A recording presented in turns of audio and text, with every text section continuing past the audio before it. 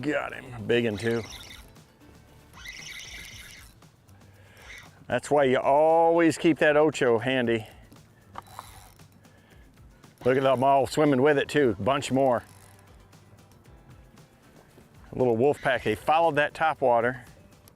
Oh, look at him, he's puffing mayflies.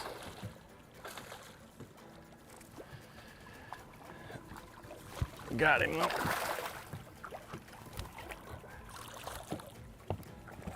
There we go. There's a solid one.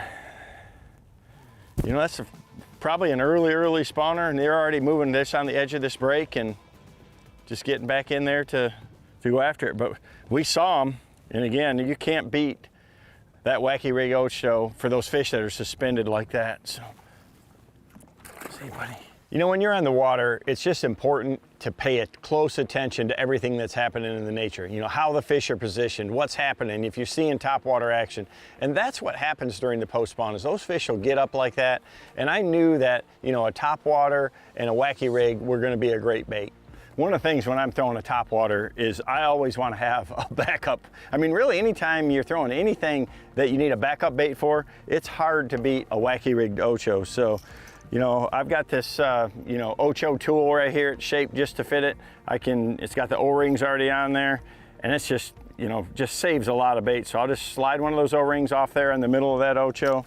And, you know, I've got a GS5. It's one of my favorite, you know, rods for doing this. I can cast it a long ways. It's got a nice soft tip. You know, I've got 8-pound fluorocarbon, and just to braid, I've got a #1 Mustad Titan X wacky hook. Got the little ring on there, just put it around that ring.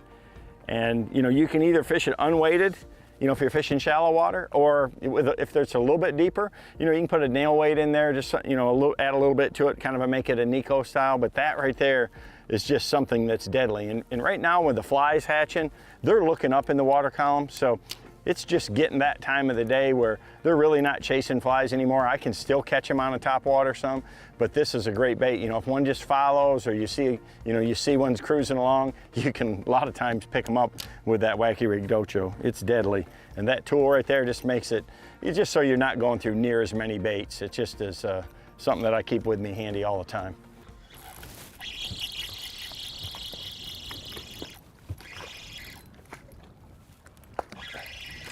When you're seeing them like that,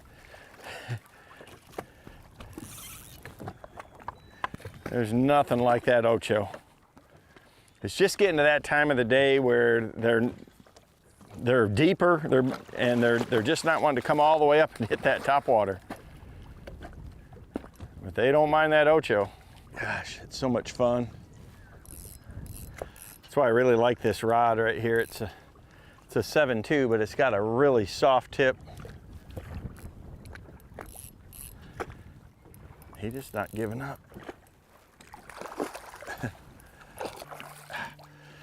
Gotcha. When they've only got that Nico hook in their mouth, man, it's just, they can't hardly throw it. But a good solid one. With these conditions, we just really don't have much clouds now, and had a fun time with the topwater for a while, but this is just such a deadly bait. They're so soft. Getting back underneath there. Ready to go for another one.